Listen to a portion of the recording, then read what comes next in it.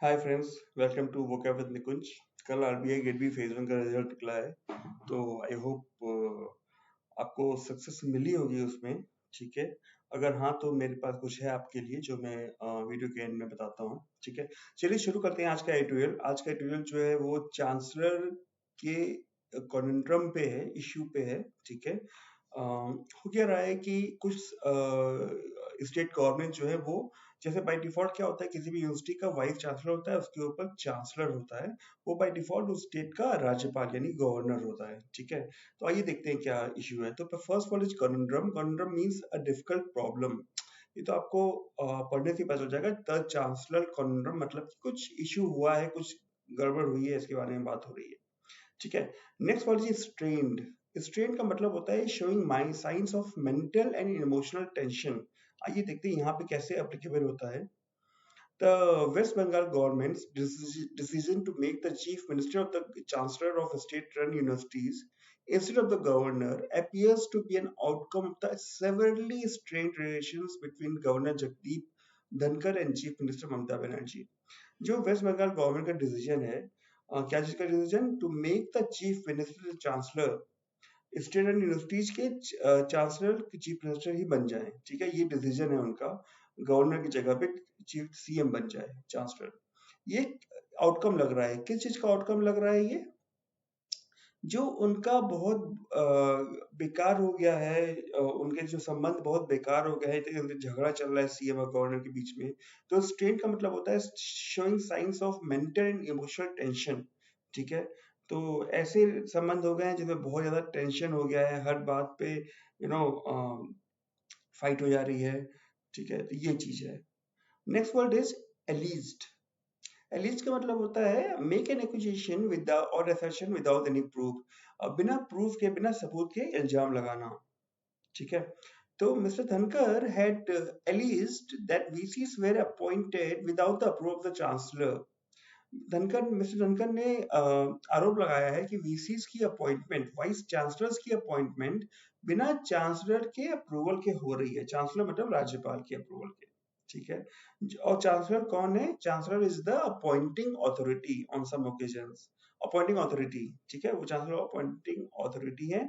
और कुछ समय तो ऐसा भी हुआ है, कुछ ओकेजन्स पे, कुछ पॉइंट्स पे, कि vice chancellor no did not turn up for a meeting with the governor chancellor. Turn up क्या होता है? टर्न अप एक फ्रेजल वर्ब है जिसका मतलब होता है आना, अपीयर होना, प्रेजेंट होना, इसको कहते हैं। ठीक है, तो वीसीस आए ही नहीं गवर्नर चांसलर की मीटिंग पे।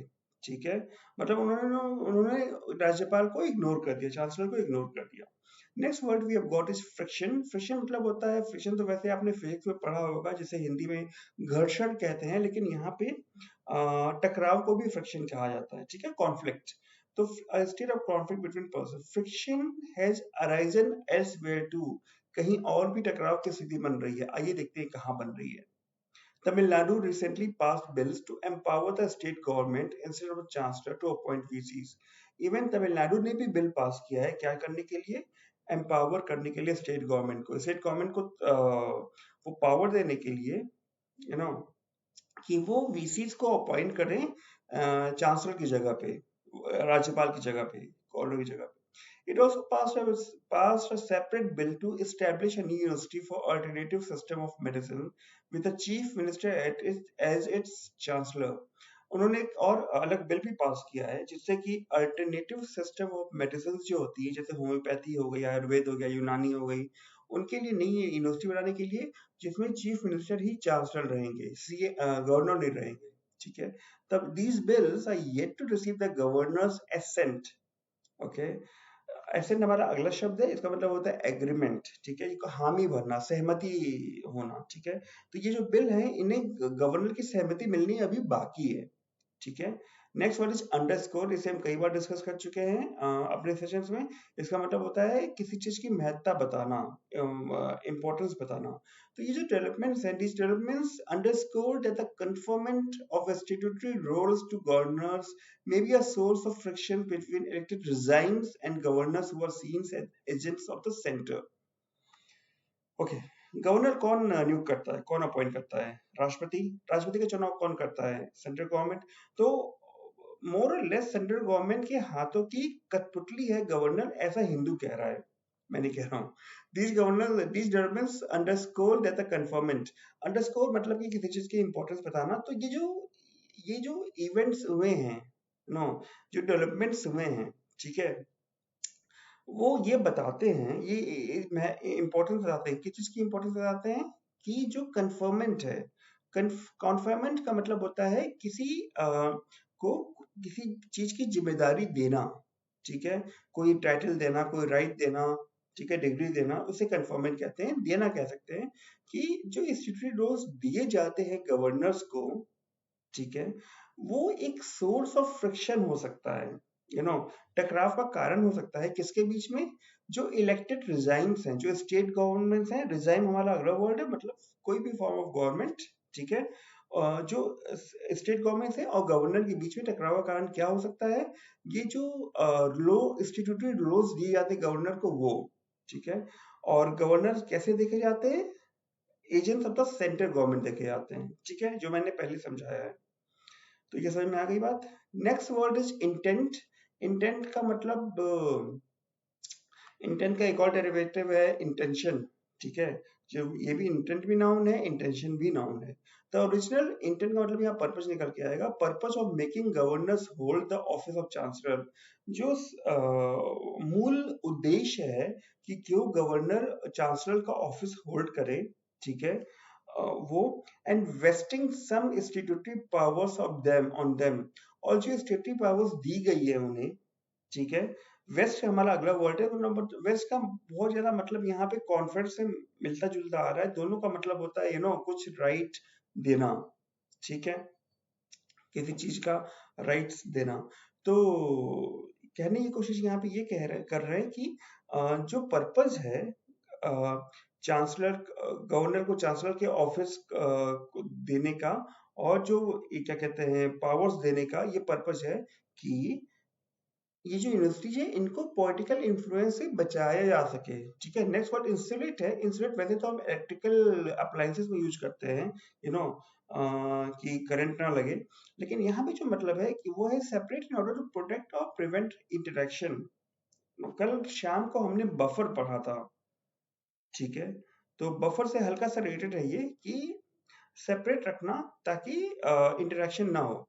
तो पॉलिटिकल इन्फ्लुएंस जो थी, ठीक है, उससे उससे अलग रखने के लिए स्टैट्यूटरी पावर्स गवर्नर्स को दी गई थी, ठीक है। Even in the 1980s, as noted by the Justice R.S. Sarkaria Commission, the use of discretion by some governors in some university appointments had come in for criticism. 1980 में भी, जैसे justice R S Sarkaria commission ने note किया था, description हमारा अगला word है, इसका मतलब होता है फ्रीडम टू एक्ट और जस्ट ऑन वंस ओन, ठीक है, to go in that party और नॉट इज माय डिस्क्रिप्शन, ठीक है, ऐसा कह सकते हैं, ठीक है। तो इस कमीशन ने नोट किया था कि जो फ्रीडम होती है वो उनकी आलोचना हुई है। कुछ यूनिवर्सिटी के अपॉइंटमेंट में जो गवर्नर्स की फ्रीडम होती है अपॉइंट करने की या जो भी डिसीजन लेने की, उनकी उनकी आलोचना हुई है, ठीक है, had come in for criticism. Next word is fourth coming. Fourth coming का यहाँ कॉन्टेक्चुअल यूजर है फ्रैंक या direct. The Justice M.M. Punchi Commission, which examined central state relations decades later, was quite forthcoming in its 2010 report. ठीक है, जो M M पुंची की commission थी जिन्होंने सेंट्रल स्टेट के रिलेशंस को दसियों साल बाद एग्जामिन किया था, वे बहुत ज्यादा फ्रैंक थे अपने रिपोर्ट में। किस चीज के बारे में फ्रैंक थे, आइए पढ़ते हैं। Noting that the governor should not be burdened with positions and powers which may expose the office to controversies or public criticism.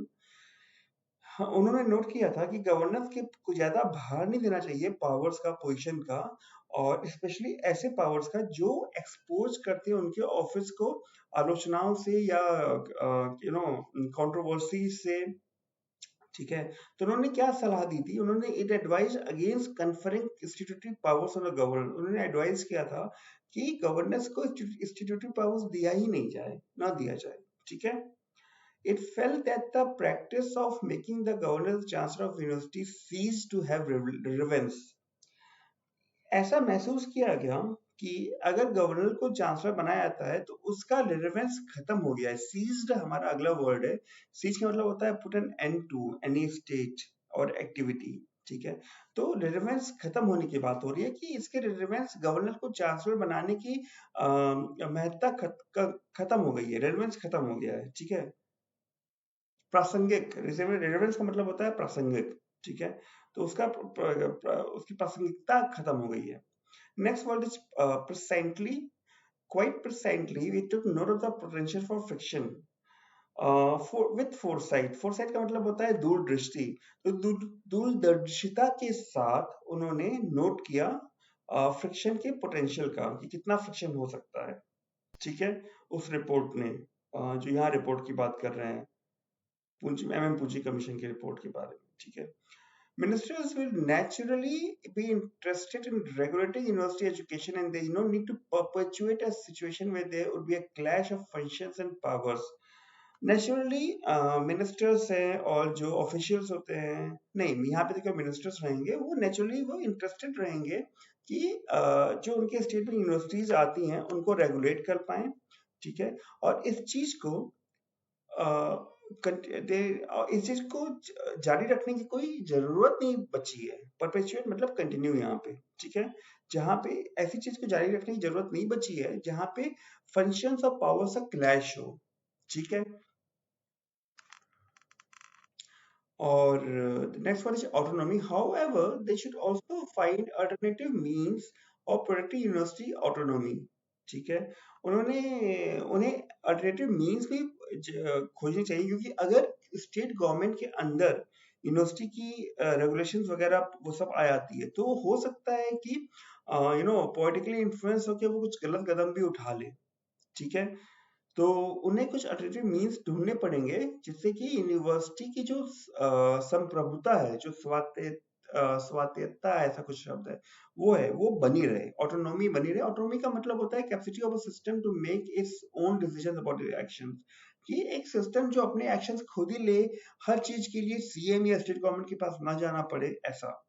So that ruling party do not exercise undue influence. ऐसा क्यों कह रहे हैं? ताकि जो ruling parties है state government में, वो अनड्यू इन्फ्लुएंस, मतलब अनड्यू मतलब होता है बियॉन्ड नॉर्मल लिमिट्स, ठीक है। तो एब नॉर्मल कुछ इन्फ्लुएंस ना डालें यूनिवर्सिटी की फंक्शनिंग पे, मतलब कि किसी का एडमिशन करा दें या कुछ और कर दें, या कोई भी ऐसा काम जो कि नॉर्मली यूनिवर्सिटी नहीं करती, ठीक है। तो ये चीज है। तो ये था आज का सेशन। मुझे कमेंट सेक्शन में बताइए कैसा लगा आपको, कुछ नए वर्ड्स आपने सीखे, कुछ कॉन्टेक्चुअल यूजेस, कुछ अलग सा पता चला, कुछ ऐसा, ठीक है। और जो मैं बात कर रहा था आरबीआई ग्रेड बी फेज 1 का रिजल्ट, तो ये आरबीआई 200 का कूपन कोड है जो आप फेज 2 के पैकेज में प्रैक्टिस मॉक के वेबसाइट पे लगा सकते हैं। इसे 1199 का जो पैकेज है, एक मिनट, ये वाला, ये आपको 999 में मिल जाएगा, ठीक है। इसमें ऑब्जेक्टिव प्लस डिस्क्रिप्टिव टेस्ट भी है, ठीक है। तो that's all from for today. Thank you for watching. Bye bye.